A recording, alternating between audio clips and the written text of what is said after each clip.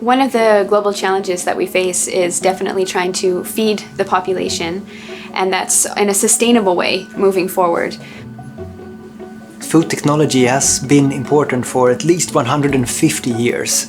It has been a fantastic source of providing the world's population with food. But we haven't been able to do that for the entire population. What we need to do is really to expand this, provide good food, delicious foods, nutritious foods with low environmental impact to the entire world. What we try to do is close the gaps that we have identified with the help of the researchers at Lund University. We see that plant-based is a huge trend that is not going away anytime soon.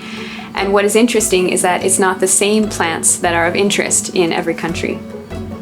Plant-based products are very important. Since we have to increase the total amount of food that we're eating, we have to find new sources for doing that. And then of course we have to eat more of the plant-based, and probably we will continue eating at least as much of the animal-based food that we're eating, but perhaps most of our increase will be in plant-based.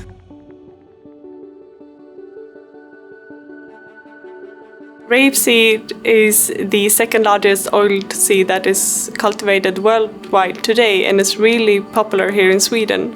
And the main product from the oilseed is the oil, and the press cake is a residue today.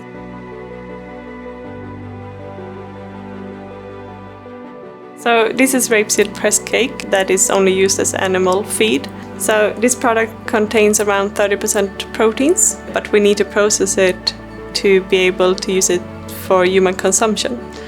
And that is basically what my PhD project is about, to recover and purify these proteins.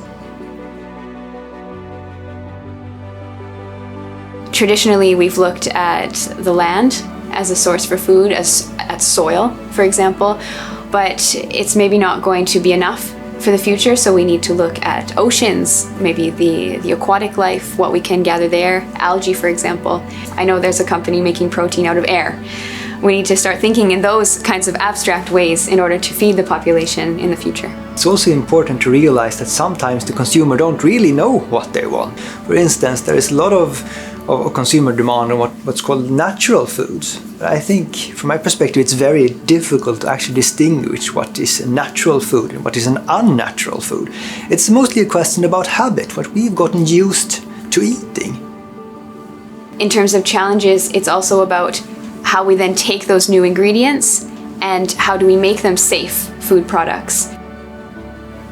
We have several research projects together with Tetra Pak, and I'm quite impressed that Tetra Pak is usually also interested in the basic, in the fundamental understanding of how something is working, and not only in trying to find a new product or to optimize their new process and so on. And I see that as something that is quite rare, in especially the food industry.